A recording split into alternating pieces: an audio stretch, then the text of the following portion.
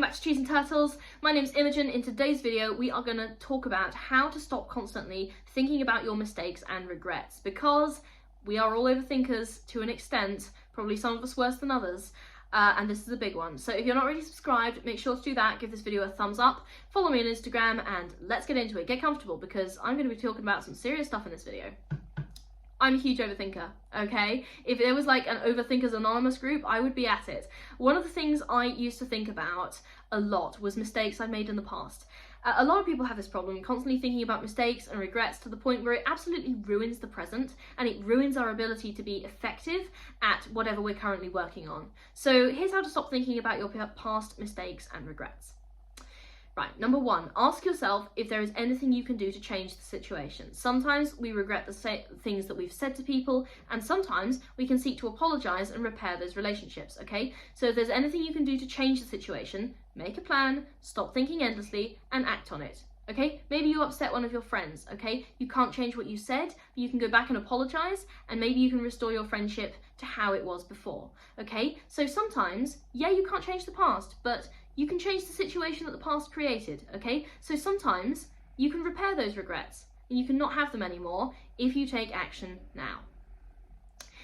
On the other hand, if you have thoroughly assessed the situation and there is nothing you can do to change the impact of your past actions, then you have to accept that the past is what it is. And no amount of wishing is going to let you go back and change anything, okay? You now have two options. You can either, one, keep wishing you could go back and waste the present being sad about the past, which is what you were doing at the start of this video and what I don't want you to do, or number two, okay, you can take that energy and use it to create a better present, which will in time become a more fondly remembered past. Okay, so to be clear, option number one is wrong and I don't want you to choose that one, okay, because at that point you're not making any progress. Option number two is really important, and creating a better present means you create better past memories for your future self.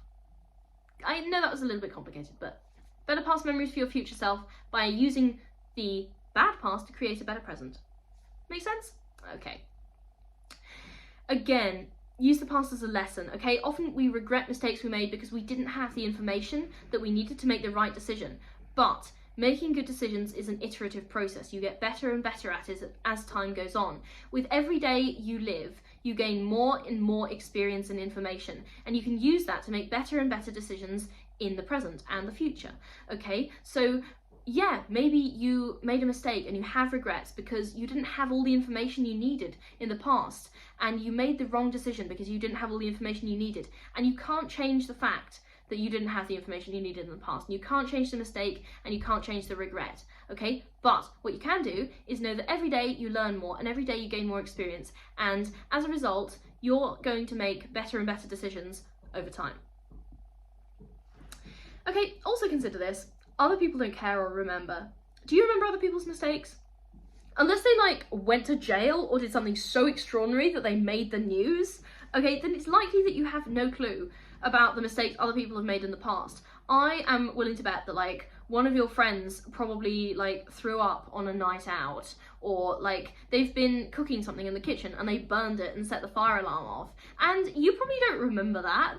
If it was more than like a week ago, you probably don't remember that, because you have other things to do in your life. Like, you have a life. You don't just spend your time sitting around going, damn, my friend made a mistake 2 years and 3 months and 6 days ago, and I remember every single detail of that. No, why would you waste your time on that? Okay, other people don't care or remember. Nobody is wasting their time sitting around thinking about your mistakes, okay? Unless you've like gone to jail or something, and I'm willing to bet that if you're watching this video, then you've not gone to jail because you're watching this video. Yeah, anyway, so you think other people have time to worry about mistakes you made in the past? I guarantee you are not that special. In the nicest way possible, you are not that special. They don't care. They don't even remember, okay? Other people don't care or remember. They literally don't. Like, you are not that important. And I say that in the nicest way possible. I hope you can take some comfort from you are not that important. They don't care. Okay, the next tip is to write. Okay, seriously, just get it out of your mind and onto a page. You can save the page, delete it, burn it after you write, whatever, but just getting all of your worries on paper really, really helps. I wrote a note in my phone recently about all my current worries, and I organised my concerns into categories, obviously, because I've got to be organised even when I'm writing about stuff that concerns me. And just seeing the way I could like physically push them around in the document actually made them so much less scary. I'm gonna be honest, I actually laughed a little bit. I was like, oh, I've got all these worries and concerns, and I've just turned them into like lines on a page, and I'm able to physically push them around. That's actually quite funny, and it made them so much less scary. And actually, many of them have disappeared. Like, I went back in that document like a week from the time I first wrote it, and 3 of them weren't relevant anymore. And I was like, well, you know, so don't give your worries the power of floating around in your head. When you write them down, you'll see that they're just lines on a page, and you're the boss of that. Okay? You're the boss of that. And finally, focus on being a bit better every day, okay? Here's a nice fun fact for you. Most of the cells in your body are fully replaced every 7 years. Physically, you're not even the same person that you were 7 years ago. And psychologically, you're definitely not the same person. Like, you've absolutely made progress since then. Like, yeah, your personality is probably quite similar. And I'm not saying you're a whole new person, but what I am saying is you've definitely made progress, and physically you're a whole new person, okay? The person who made the mistakes you're worried about doesn't exist anymore, okay? Even iteratively, like, even if it was a year ago, 1/7 of the cells in your body have been replaced already, so you're already not fully the same person that you were. Okay, even if it was a mistake you made 6 months ago, some of the cells in your body have been replaced. If it helps you to think about it that way, and it really helps me, then do think about it that way. You're not even the same person who made those mistakes. What are you worried about? Don't waste your energy worrying about the failures of someone who literally doesn't exist. Because you need to become someone that your future self will be proud of. And stop wasting time worrying about your past self, because they don't exist anymore. Okay?